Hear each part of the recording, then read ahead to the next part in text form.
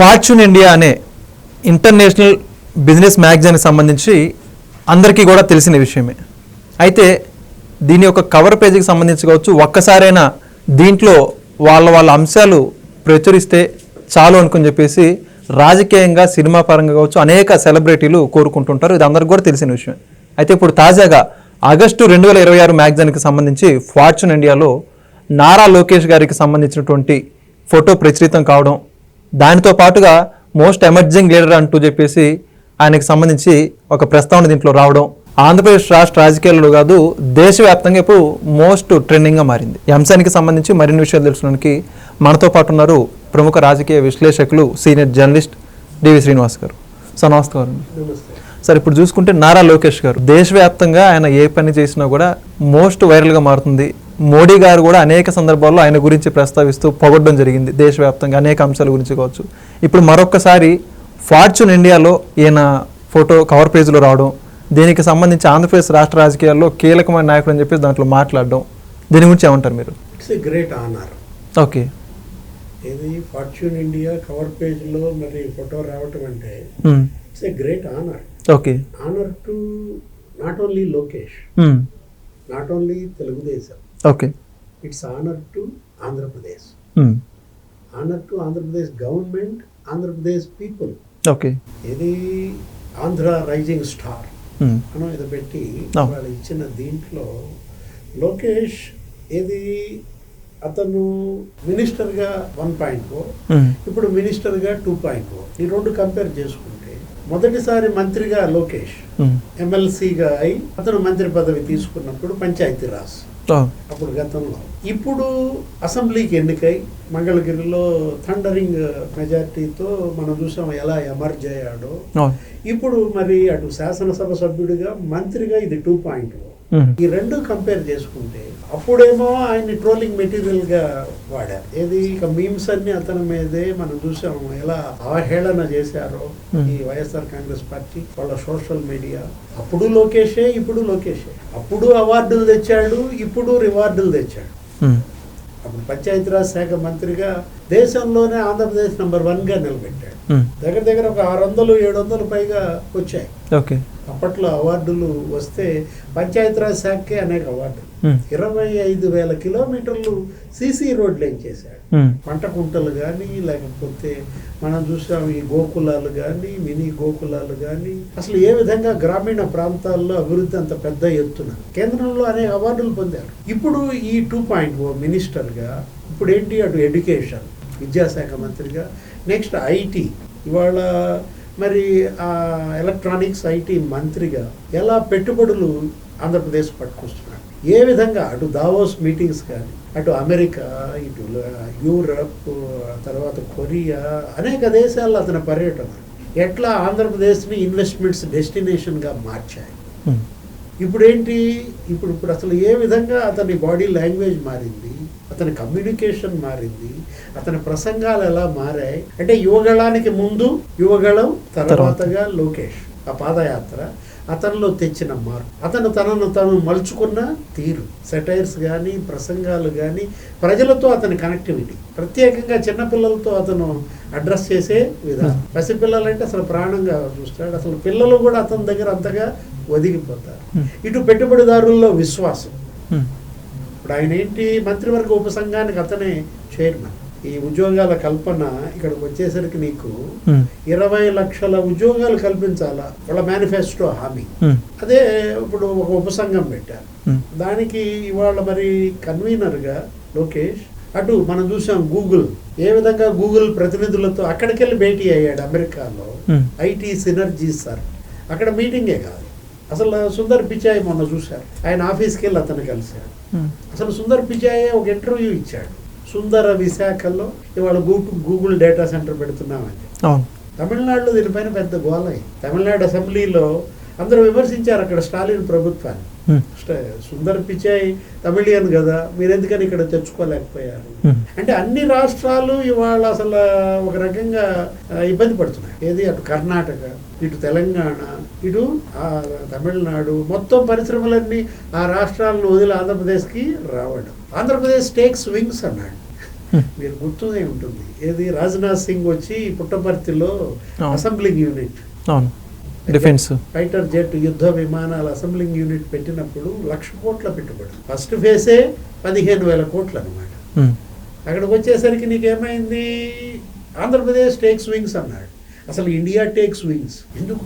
నిన్న భోగాపురం చూశారు కదా, అవును, భోగాపురం ఇవాళ ఇంటర్నేషనల్ ఎయిర్పోర్ట్గా 5,000 కోట్లతో జగన్మోహన్ రెడ్డి హయాంలో అది ఎంత పని జరిగింది? 24% ఏం జరిగింది. క్రెడిట్ నాదే అంటాడు, గూగుల్ డేటా సెంటర్ క్రెడిట్ నాదే అంటాడు, ఇప్పుడు ఇది కూడా క్రెడిట్ నాదే అంటాడు జగన్మోహన్ రెడ్డి. లోకేష్ ఇవాళ ఫార్చ్యూన్ ఇండియా మరి కవర్ పేజ్ వచ్చిందంటే మాదే క్రెడిట్, మేమే లోకేష్ అంత హీరో చేసాము.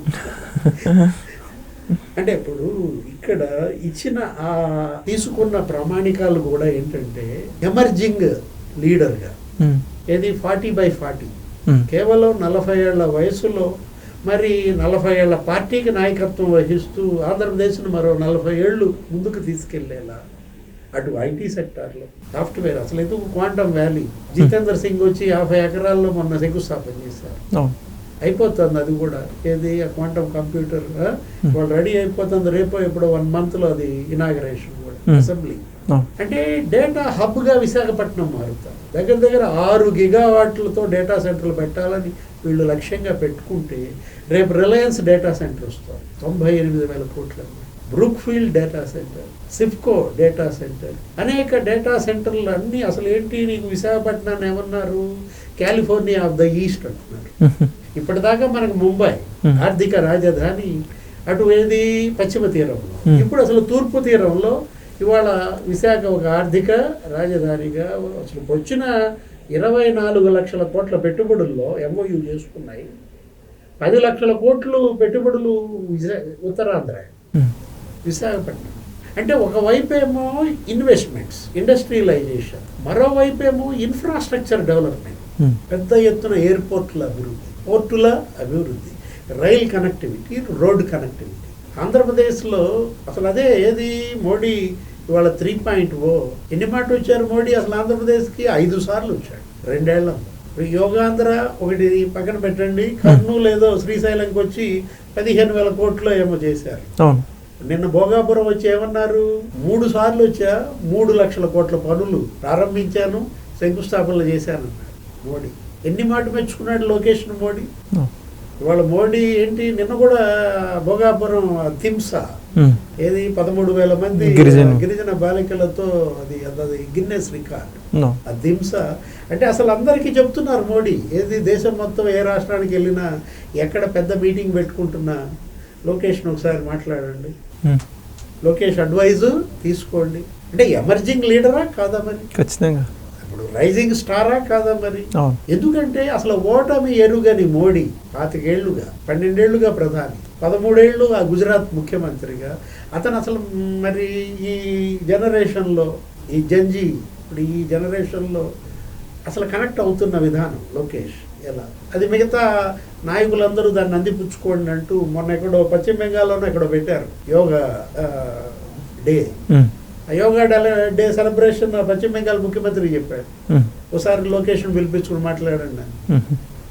వెళ్ళి కోల్కతా వెళ్ళి అక్కడంతా కూడా మాట్లాడి ఎట్లా ఆంధ్రప్రదేశ్లో దాన్ని సక్సెస్ చేశాము. అంటే ఒక అద్భుతం, ఏది లోకేష్ యొక్క నిర్వహణ సామర్థ్యం అద్భుతం అంటూ ఆయన ట్వీట్ చేశారు మోడీ.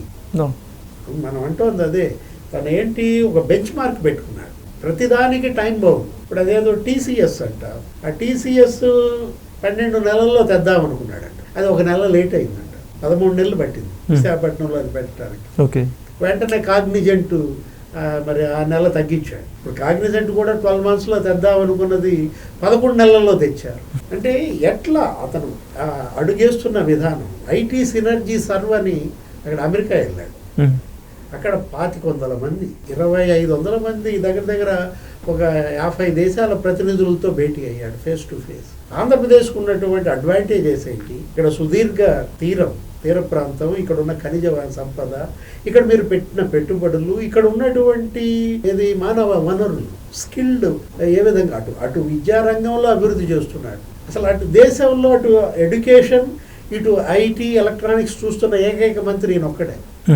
రెండు వేరు శాఖలు కావాలని తీసుకున్నాడు. ఏది విద్యాశాఖ మీరు ఇబ్బంది పడతారు, దానిపైన విమర్శలు అనేకం వస్తాయి, అయినా కూడా దాన్ని తీసుకున్నాడు. మంగళగిరిలో పోటీ చేయబాకండి, ఇక్కడ అసలు తెలుగుదేశం పోటీ చేసి ఏదో 30-40 ఏళ్ళు అయింది గెలిచి, అది వద్దన్నారు. కానీ అక్కడే పోటీ చేస్తాడు. అంటే ఎక్కడైతే వద్దంటారో దాన్నే అతను తీసుకుంటాడు, ఛాలెంజ్ చేస్తాడు, ఆ ఛాలెంజ్ని మీటప్ అవుతాడు. ఇక్కడ అది అతనిలో ఉన్నటువంటి మరి సుగుణం అనాలా, క్యారెక్టర్ అనాలా. ఇప్పుడు అదే అంటుంది విద్యాశాఖలో. ఇప్పుడు నిన్న మెగా డిఎస్సి పెట్టారు కదా, వీళ్ళంతా గోల, అవినీతి అక్రమాలు ఏదో ఆందోళన చేస్తున్నారు. మెగా డిఎస్సి కోర్టు ఏమని చెప్పింది, అరే అందులో ఏదైనా అవినీతి అక్రమాలు కనుక జరిగితే అభ్యర్థులు కదయ్యా కేసులు వేయాల్సింది, మీరేంటి, మీరు మీరేస్తున్నారు పిల్స్ అని అడిగింది పర్వతరెడ్డి చంద్రశేఖర్. కొట్టి అవతలు పడేసి అతను ఏమంటాడు, భయపడుతున్నారు అభ్యర్థులు వేయాలంటే. అభ్యర్థులు భయపడే వాళ్ళైతే మరి ఎందుకని 345 రిట్ పిటిషన్లు వచ్చినాయి మాకు, అందులో 69 స్పోర్ట్సే, అన్ని సాల్వ్ చేశాము, ప్రతిదీ వాళ్ళు సాటిస్ఫై అయ్యారు. అంటే 16,341 టీచర్ పోస్టుల భర్తీ 10 నెలలుగా పనిచేస్తున్నారు. అదే డిఎస్సి జగన్మోహన్ రెడ్డికి చేతకాలు పెట్టడం. 5 ఏళ్ళు 5 డిఎస్సీలు పెట్టాల్సిన జగన్ ఒక్క డిఎస్సి పెట్టకపోగా పెట్టిన లొకేషన్ రాజీనామా చేయి అంటాడు. చూసావా అసలు ఎంత రివర్స్ గేర్ జగన్మోహన్ రెడ్డి. నువ్వు డిఎస్సి పెట్టలేదు, లోకేష్ పెడితే రాజీనామా చేయమంటాడు. అతను గుంతలు చేశాడు రోడ్లన్నీ. పవన్ కళ్యాణ్ నేను పెట్టిన గుంతలు బూడుస్తావా, రాజీనామా చేయి. అంటే ఇప్పుడు ఇద్దరి మధ్య కంపేర్ చేస్తే ఇప్పుడు 7 ఏళ్ళు 8 ఏళ్ళు చిన్నాడు ఎవరికి, జగన్ కన్నా లోకేష్. కానీ అతను ఎదుగుతున్న విధానం ఇప్పుడు ఇంతలోకి ఏంటి అంతా ఎదిగాడని మనం చెప్పం, ఇంకా చాలా సుదీర్ఘ జర్నీ ఉంది. ఏది ఇప్పటికెంత, ఇప్పుడు ఒకసారే గెలిచింది, వాళ్ళ నాన్న 9 సార్లు గెలుస్తున్నాడు ఏంటి. కాకపోతే ఒకటి, ఆంధ్రప్రదేశ్ రాష్ట్ర రాజకీయాల్లో ఇతను ఒక దిక్సూచిగా మారబోతున్నాడు. భవిష్యత్ ఆంధ్రప్రదేశ్ రాజకీయాలని ఇతను ఏ విధంగా ప్రభావితం చేస్తాడు అంటూ ఆ వేసిన కవర్ పేజ్ స్టోరీ, ఆ ఫార్చ్యూన్ ఇండియా కవర్ పేజీ యొక్క ఆనర్ అది. లోకేష్ ఆనర్గా మనం దాన్ని చెప్పం, అదేంటది ఆంధ్రప్రదేశ్కే ఒక గొప్ప గౌరవంగా చూడాలి. ఇప్పుడు దీనివల్ల ఏమవుతుంది, మొత్తం అంతర్జాతీయంగా అన్ని దేశాల్లో కూడా చర్చ.